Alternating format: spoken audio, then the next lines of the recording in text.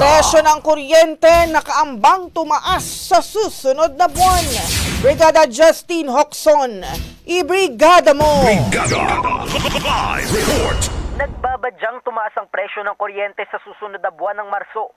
Ito ay matapos aprubahan ng Energy Regulatory Commission o ERC ang Feed-in Tariff Allowance o FITAL ng National Transmission Corporation. Ayon sa ERC, ang desisyon ay dahil sa pagkaubos ng FITAL Fund dahil sa patuloy na mababang presyo sa wholesale electricity spot market. Kulang na kulang daw kasi ang kasalukuyang 8 centavos. Kung kaya't itinakda ito sa 11 centavos bilang bagong presyo nito, nakatumbas ng 7 pisong dagdag singil sa mga kumukonsumo ng 200 kilowatt sa isang buwan. Ang FITAL ay ang charge sa kuryente na makikita sa ibabang bahagi ng electric bill na ginagamit upang pondohan at suportahan ang mga planta ng renewable energy sa bansa. Nangako naman ang ERC na titiyakin nilang ang FITAL rates ay patas, malinaw at sumasalamin sa aktwal na kondisyon ng merkado.